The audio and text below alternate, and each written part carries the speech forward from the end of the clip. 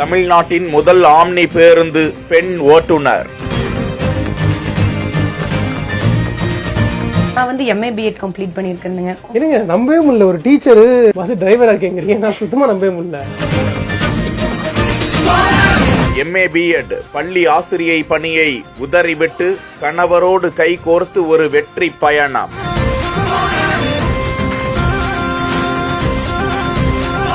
திருப்பூர் மாவட்டம் உடுமலைப்பேட்டையை சேர்ந்த கனிமொழி MBA முடித்து தனியார் பள்ளி ஒன்றில் ஆசிரியராக பணிபுரிந்து வந்தவர். கணவரும் என்ஜினியரிங் முடித்தவர், பிசினஸ்மேன்.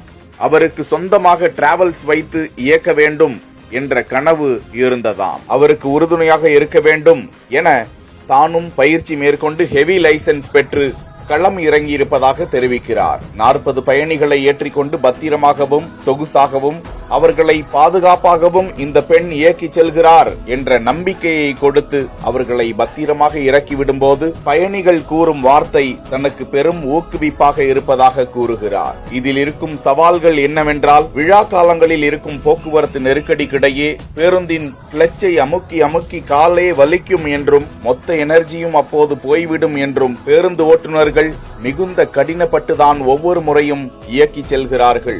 ஓட்டுநர்கள் என்ஜின் சூடு, குளிர்காலம், வெயில் காலங்களில் மிகுந்த அல்லலுற்று பயணிக்கிறார்கள். ஒரு பெண்ணாக பேருந்தை இயக்குவதில் உள்ள சவால்கள் என்னவென்றால், இன்ஃபெக்ஷன்ஸ்கள் வந்ததாகவும் அதனையெல்லாம் சமாளித்துக் கொண்டுதான் களமிறங்கி செயல்பட்டு வருவதாகவும் கூறுகிறார். பயணிகளுக்கு அவர் கொடுக்கும் ஒரே ஒரு கோரிக்கை, பேருந்தில் ஏறுபவர்கள் மது போதையில் வராமலும் அவர்களுக்கு கொடுக்கப்படும் பெட்ஷீட் உள்ளிட்டவற்றை தூய்மையாக திரும்ப ஒப்படைப்பதும் அவர்களது இல்லத்தை போன்று அவர்களது வாகனத்தை போன்று இதனையும் கருத வேண்டும் என்பதே கோரிக்கை என்கிறார். முக்கியமாக வாகன ஓட்டிகள் பொறுப்புடன் வாகனங்களை இயக்க வேண்டும். இளைஞர்கள் பயமின்றி பேருந்துக்கு முன்பு திடீரென கட் செய்வது போன்ற சேஷ்டைகளில் ஈடுபடக்கூடாது. பொறுப்புடன் வாகனங்களை இயக்க வேண்டும் என்றும் அறிவுரை கூறும் தமிழ்நாட்டின் முதல் பெண் ஆம்னி ஓட்டுநர் கனிமொழி அவர்களுக்கு பாராட்டுக்கள் குவிந்து வருகின்றன.